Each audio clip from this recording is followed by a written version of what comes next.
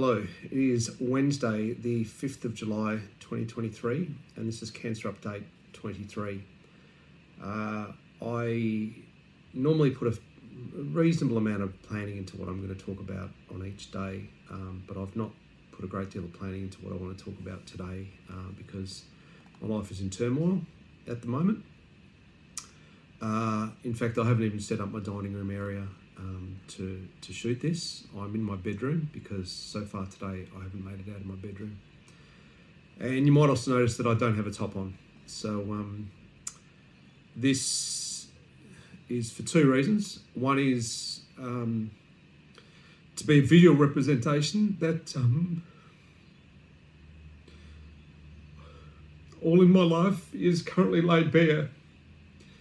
And the easiest way that I can show that to you is to not have a top on at the moment.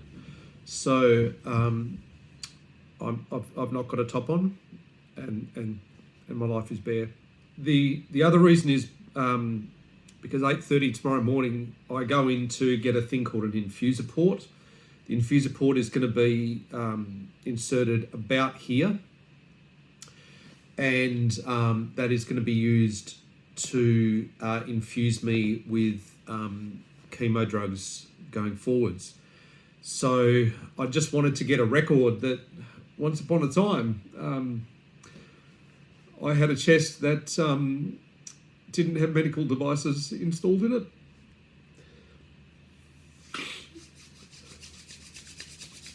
And this is what I look like. So from 8:30 tomorrow morning,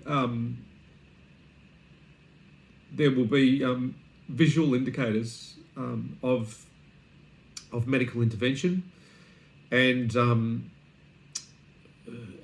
the topic of visual indicators, look, I can see that my face is getting skinnier. I can see it particularly around my neck and around my cheeks. You don't see it on camera, but my legs are incredibly skinny now. And that was, I mean, I've never had really fat legs. I have my father's legs. My father always had skinny legs, but I grew up to be much taller than my dad. So my skinny legs seem all the more skinny because I'm also tall. So today's going to be, I guess you'd say, a sorting things out day for me. I sorted out my will about 3 weeks ago, so I've now got an up-to-date will. It's all signed and witnessed, and it's in a known location for my executor. And you've met my executor, it's my brother Noel. There is some other stuff I need to sort out today around, and bear in mind I'm an ex-IT guy. The other thing I'm going to sort out today is part of my digital footprint. So I've already deleted some of my extraneous online accounts. So I've deleted my Instagram. Later today, I'll delete my Twitter. You can know this. I used to have an OnlyFans account, and you'll find out as I talk later on why that is. So I've already deleted a few accounts. However, the main thing I want to achieve is to have what we call in the IT business a single source of truth. So I need to create a single source of truth for my digital files and photographs and these files. This file here is going to end up on the thing I'm about to talk about. So I'm going to buy either a 2 or a 3 terabyte hard drive later today, and I'm going to move all of my backups and files and what have you onto that single source of truth, and that will be where it exists going forward, so that my estate will have no doubt as to where to look for files. They won't have to look in a dozen different places. They'll have to look in one place. And I'm a reasonably organised guy with my files and folders, so I dare say they'll probably have a good time of it, as long as I do create that one source of truth. So I'm going to need 2 or 3 terabytes to do that, and just now that I've thought about it, I might even want to buy 2 hard drives and make sure that I take a backup, because as every IT person worth their salt will tell you, take a backup. So that's that. So yeah, so today will be a digital cleanup day. The other thing is, I'm not just on YouTube. I'm also a writer on Substack. The name of my Substack is Wingman Wilcox, and Wingman Wilcox is actually my porn name from when I did porn in Los Angeles in 2009. Surprise, surprise. Oh, that'll come as a shock to many of you, but it won't come as a shock to my Substack readers because they've followed the journey of the wildlife that I've led. So it the stories I tell on Substack go through the arc of. They start in 1996 when on the first night. Well, yeah, it was actually the first night I ever tried ecstasy. Is episode 1, and it goes through an arc of how I went from there to being a raver, and a raver to being a paid go-go dancer, often in almost no clothing. And there are some photos of that on Substack because Substack is a bit more forgiving than YouTube in that regard. And from there, I was doing photographic modelling, catwalk modelling. I did some TV commercials. I then, and you know, you're getting to know me, so you've worked out that I'm a bit of a wild and crazy guy. So from there, yeah, fine, you can know. From there, I went on to doing live sex shows, and from live sex shows, I got into, and you know, it was escorting by that point. And then, what did I do after that? Then I was doing organising sex parties and orgies and all kinds of stuff like that at my house. And then in 2009, I went to LA and I did some porn with Vivid Entertainment, which is run by a company called LA Direct. And at the time, they were the most reputable producer of porn in the world. And yeah, and I even met. I think his online name is Ben English. Is listed as the owner of LA Direct.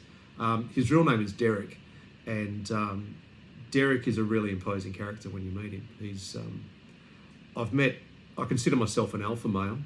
I have met some alphas. He is probably the only alpha I have ever met. He was an intimidating man to meet as a man, and he's an incredibly charismatic man to meet as a woman. He certainly understands the human psyche like few that I've ever met. I remember how strongly he shook my hand and how he looked me from face to toes back up to my face as he shook my hand, and he just put me into the palm of his hand in a millisecond. It was astonishing to experience. Absolutely astonishing. Anyway, I remember Derek. Yeah, and then after the porn, funnily enough, my life went relatively conventional, I guess you'd say. I opened an automotive business. We were doing tyres on cars. That business does still exist today. It's in the southern suburbs of Perth. It's been going now for what would it be? I think 15 years, and it's going good. I sold out of that business about 9 years ago, and the other guy that I set that company up with bought me out, and by all accounts, he's doing really, really well. We did have a falling out as of the split of that company. I have contacted him and told him that I've got terminal cancer, and I've also told him that I want to mend that relationship, and he was immediately perfectly fine with that. So I haven't caught. His name is Neil. I haven't caught up with Neil yet, but by all accounts, we can mend that fence, and now is the time to do that. Actually, you know, that's probably something I can share with you as a lesson from the edge of the grave, and that is I've been blessed with getting prior notice that I'm going to die, and that has given me the opportunity to do things like mend that fence with Neil.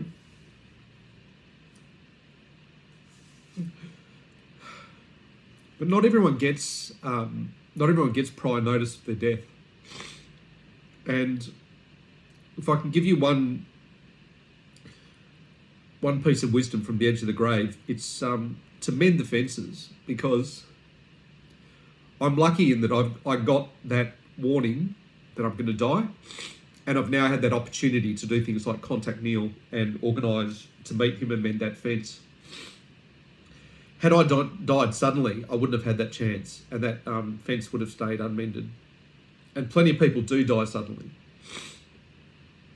Plenty of you will die suddenly. And I'd like to express to you, mend the fences.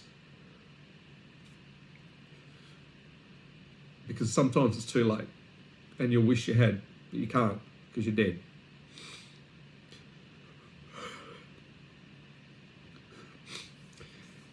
Okay, so speaking of unfinished business, yesterday at the start of yesterday's business, some of you would have realised what I was doing with that picture over my right-hand shoulder, and that I was foreshadowing that at the end of that video I was going to talk about it, because I'd established that in update 21, that the things behind me, the photos behind me at the start of the video would be things I'd talk about at the end of the video. And in update 22, I didn't do that because I was too overwhelmed by the end of the video. So the thing that was in the background is this. I'll move myself over here, and I'll pop it up on a picture-in-picture over on the side, and I'll talk you through it. So before I read it out, I want to tell you how it came into my possession. So after my father died in 1997, my dad had a study, as many people do now, but certainly back in the 70s, 80s and 90s, it was quite common to have a study. And my father had many books on the bookshelf. He loved literature, he loved writing, he loved language. So he had many books. And after he passed,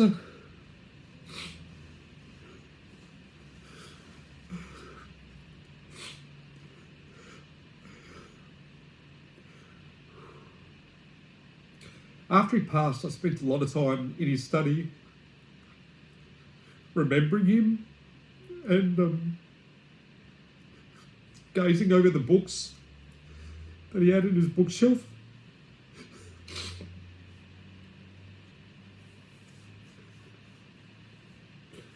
And remembering the man that he was. And at one moment, I pulled a book off the bookshelf, and something really magical happened.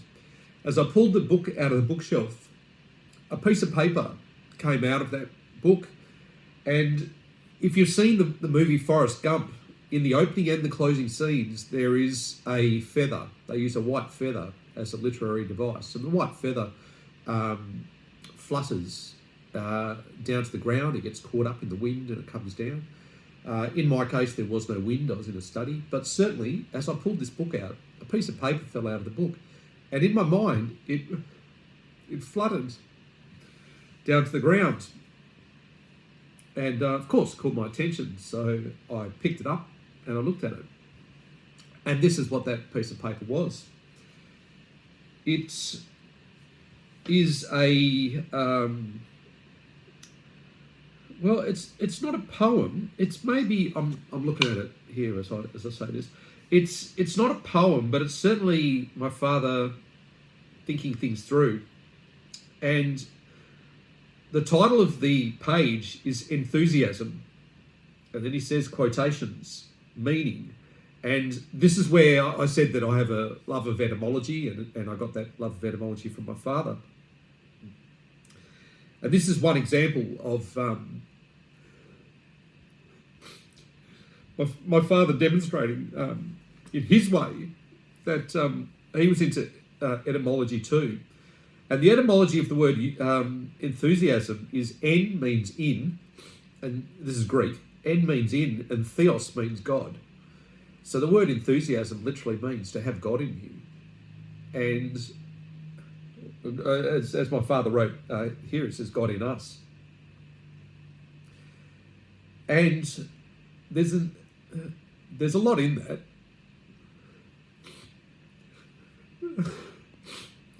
For one thing, it demonstrates my father's true love of etymology that has transferred onto me.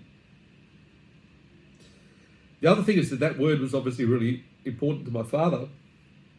It also shows that in my father's case, that faith was important to him because it's God in us, theos. And my father then goes on to ponder a few other things, so just reading from it, it says, nothing great is ever achieved without enthusiasm, which my father puts down as a quote to Emerson. And then in quotations, he says, rules that feed into spirit. So my father was obviously contemplating, I think, my interpretation is he was contemplating the rules by which people live their life, and how that then feeds in and becomes the spirit of that person. And that is the having God in you, having God in us. My father then writes, passion, feeling, spirit. How to develop this? Shake yourself out of the inertia, skin deep or deep awakened, is it deep awakened or deeply stated feelings? Put heart into your work, dig, seek for information. Draw on the hidden resources which lie buried in all of us. Dwell on them, brood over them. Heart preparation is as essential as head preparation. And he attributes that to Martin Luther. And I haven't checked the quotation, but I believe that is Martin Luther as opposed to Martin Luther King Jr. My dad rarely made mistakes, and I dare say that really is a quote from the Martin Luther. So that piece of paper obviously had a profound impact on me, both in the content of what is written in it, but also in the way that it was delivered to me.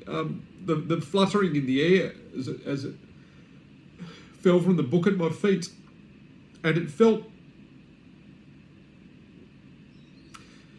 spiritual. It felt supernatural. Because, of course, my dad had only just passed at that point. So it gave me a really strong connection with that piece of paper, and obviously a stronger connection with my father, a stronger connection with etymology, and perhaps even a stronger connection with wanting to build the spirit of me as a man. So it became something that I've cherished. I've never let go. I always have that piece of paper framed and around me. One way or the other, I'll probably incorporate it into my funeral. That alludes to something that I'll disclose to you now. And again, as you know, I'm a bit of a wild and crazy guy. I've decided to MC my own funeral, and I'm going to pre-record a whole series of scenes for that, and I'm going to narrate it, and I'm going to have interactions with people that are real and alive at the funeral. In particular, my best ex-girlfriend Caroline is going to assist me from beyond the grave. Sorry, I will be beyond the grave. She very, very hopefully will not. And and one of my best mates in life, Tony, I contacted Tone, and he's absolutely on board with being part of both some pre-recorded stuff, and he very much hopefully will also be there on the day. So I'm going to pre-record a fair bit of my part of the funeral. The rest will have to happen in real time without me, and it will be in the form of an audio-visual clip. So by all accounts, I will try and publish that on YouTube. It will look. I'm going to give Caroline's already got all of my log-on details for my entire digital life, and Caroline will certainly be able to log into my YouTube account. Depending on how controlled my passing is, just let me get a tissue. I think this is a first for me. I'm going to cry, but with a tissue. Here you go. There's a first. Depending on how controlled my passing is, I may even be able to organise it myself. When you upload content onto YouTube, there is a feature called a timed release. A scheduled release is actually the term. And I may even be able to do it myself without Caroline's input, that I'll pre-record my funeral content, and I will then, and this is assuming that it's a very controlled way. So for example, if I do voluntary assisted dying, I will know the exact day and even the exact time that I'm going to pass.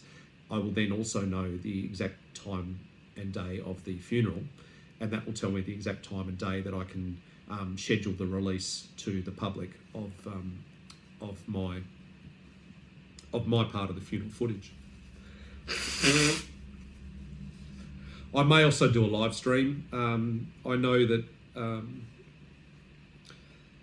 for probably the vast majority of you've never actually met me in person, and yet you probably feel like you know me, and to a large degree you actually do. So you may want to attend my funeral in real time. So I can't promise anything now. I've got a lot going on, but it is certainly on my mind right now, and certainly in a perfect world, I will be live streaming my funeral. And if you want to attend, you're welcome to. So we've both got that to look forward to.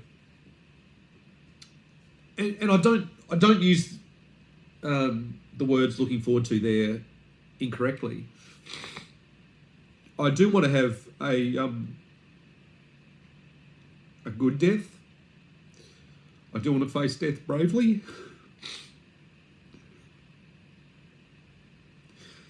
And in spite of everything, I do actually want to face it with a smile. I want to go out with a smile. It's a fact that we do all die. None of us do get out of this alive. And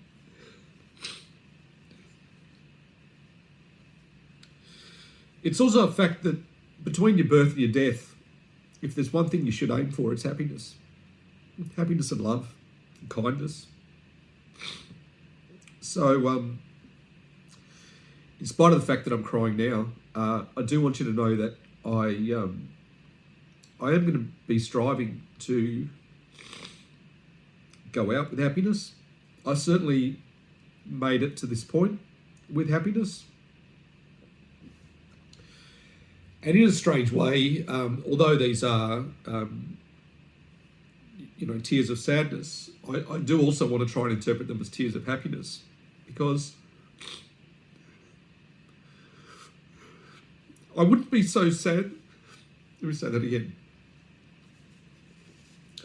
I wouldn't be so sad now if it wasn't a shame that I'm passing early. And what that means is I've lived a good life up until now. And that's the sadness of this moment, is that I was doing really good, and I wanted to continue to be doing really good. And the sadness is now I'm not going to.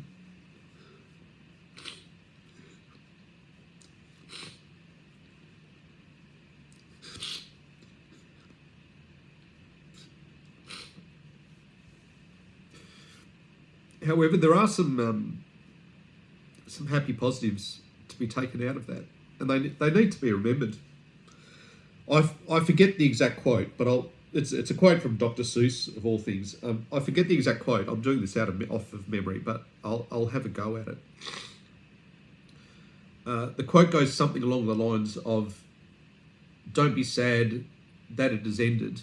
Be glad that it ever happened in the first place."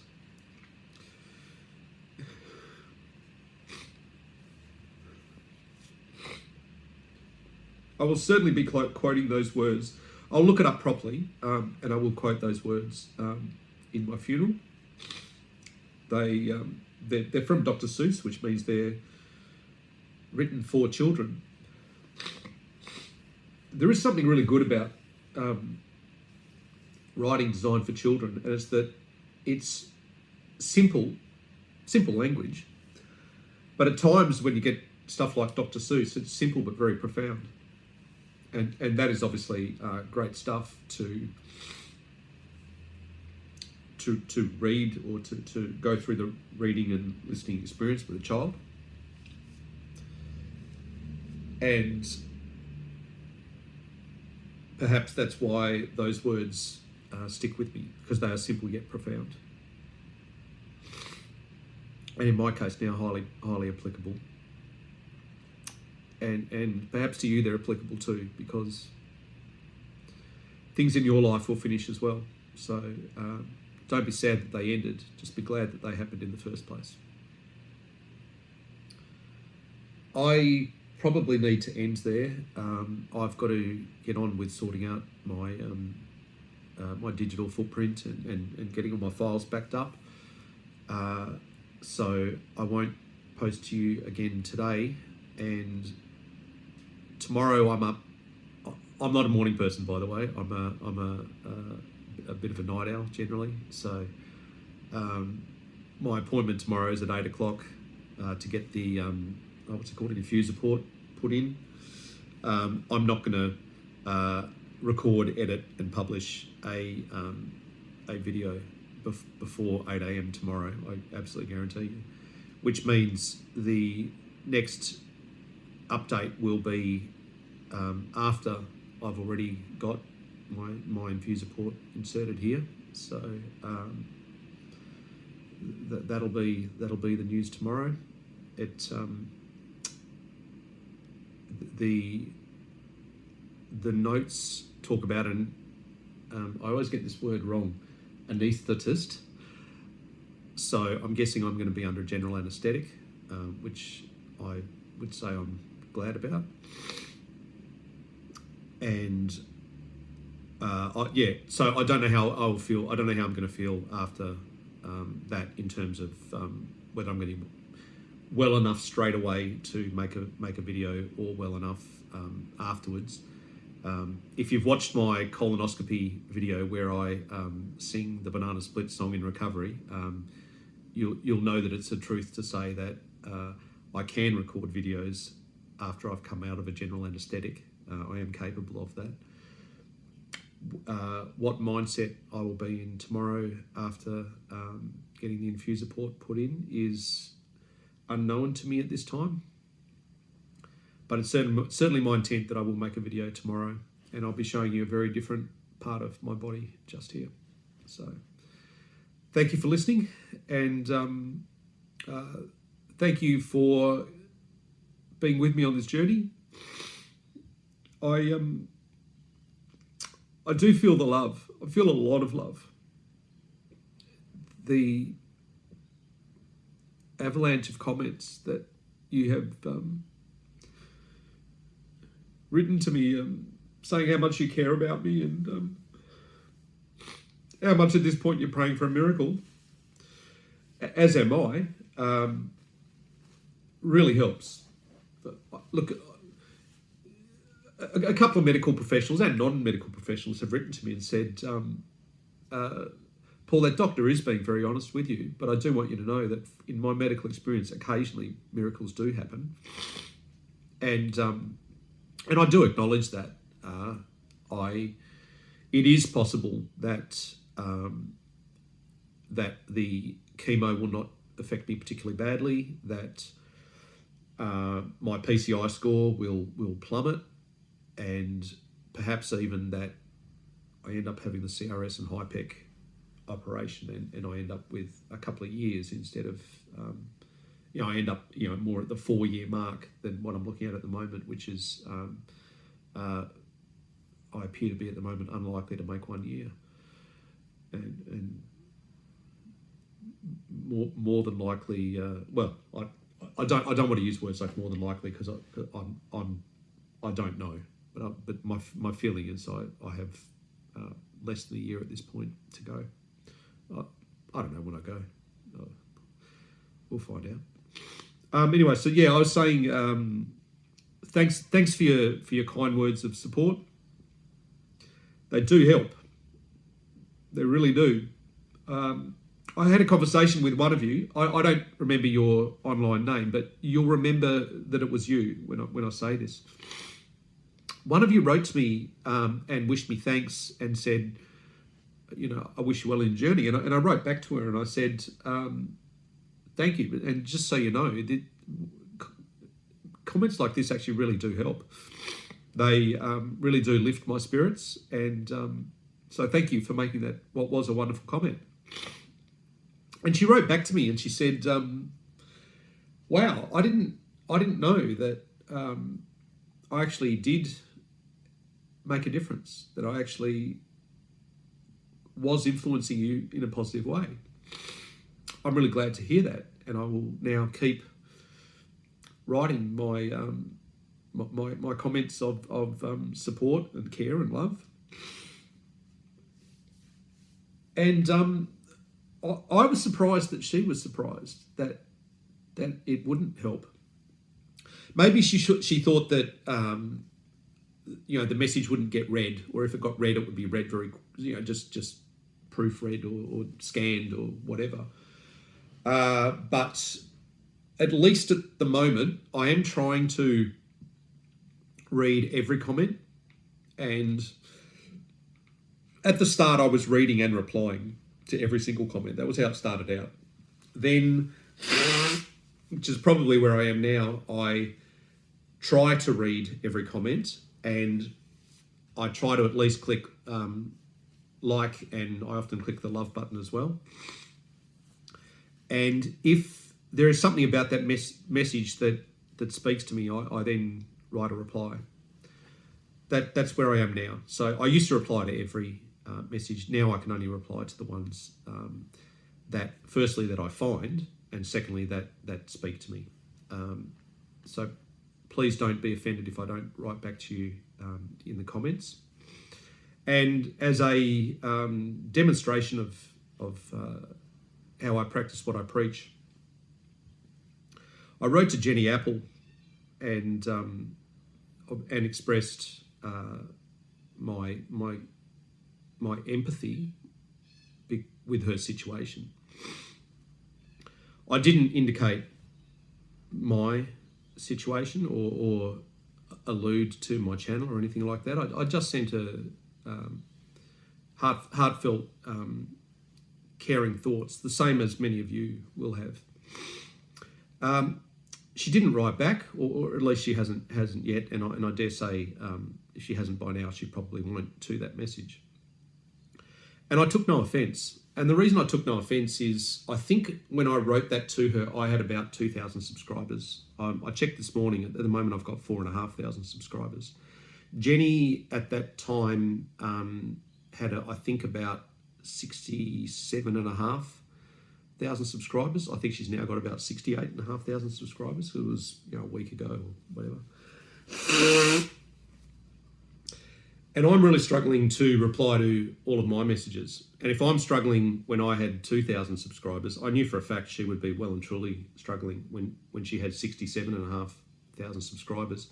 And the other thing is that my health is, my ability to respond because of my health situation is currently better than hers.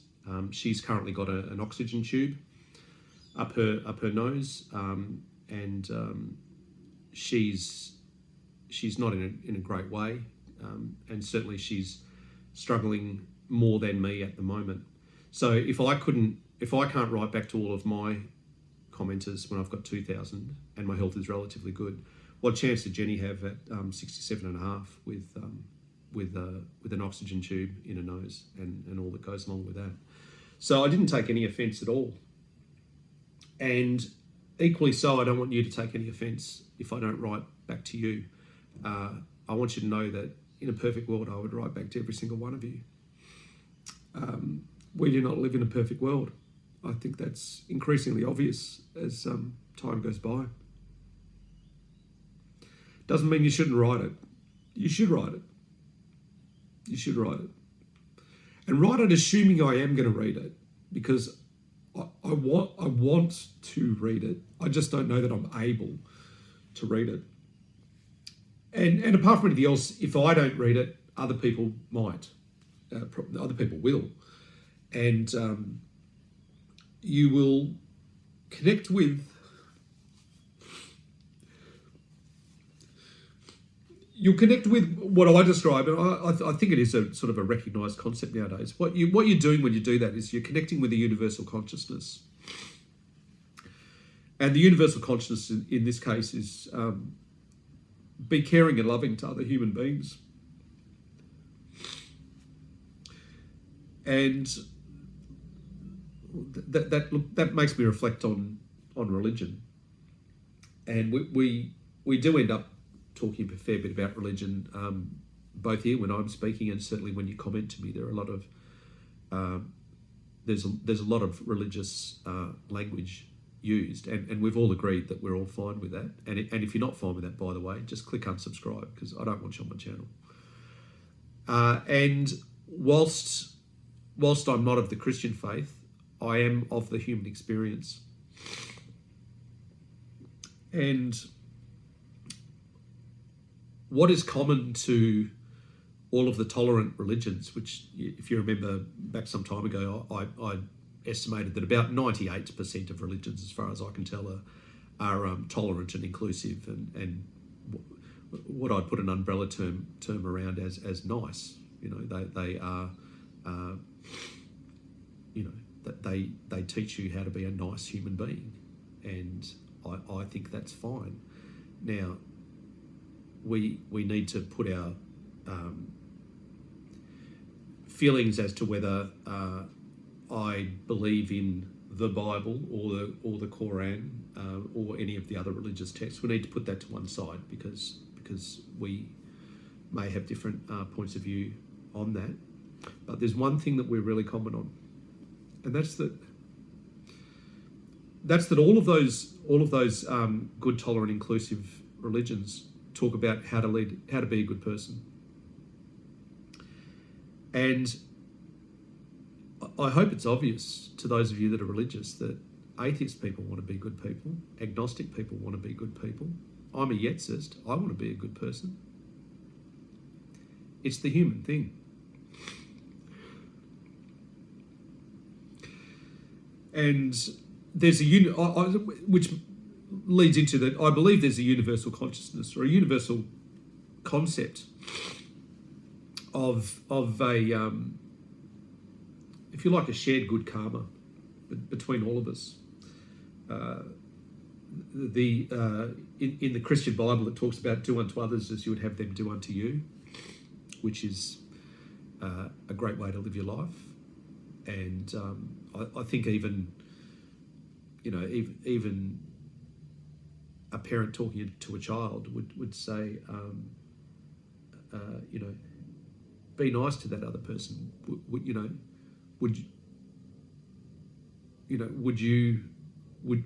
if a kid's acting up or something, you would say, would you like it if another person did that to you? No, you wouldn't like it, so don't do it. I've seen parents teaching their children in that way, showing how it feels when someone is nasty to you and how it's not a good thing. So don't do it. Be nice to other people, because when you're nice to other people, it feels good for them, and you can take joy in that yourself.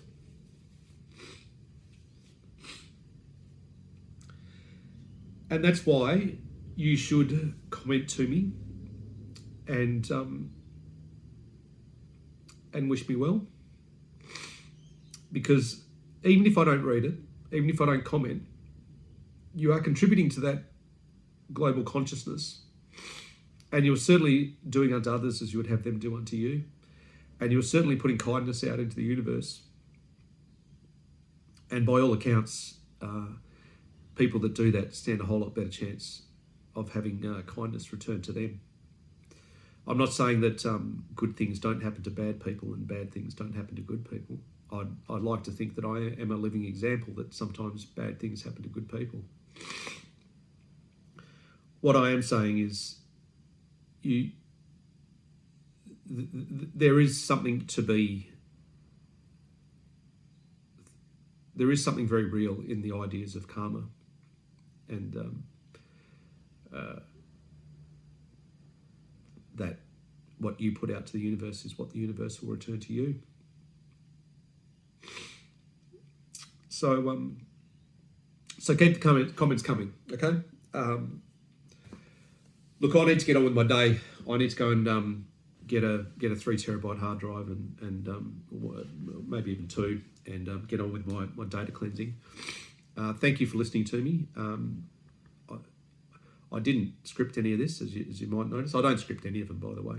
But I didn't even plan this, apart from to say to myself that I'd talk about Dad's enthusiasm writing.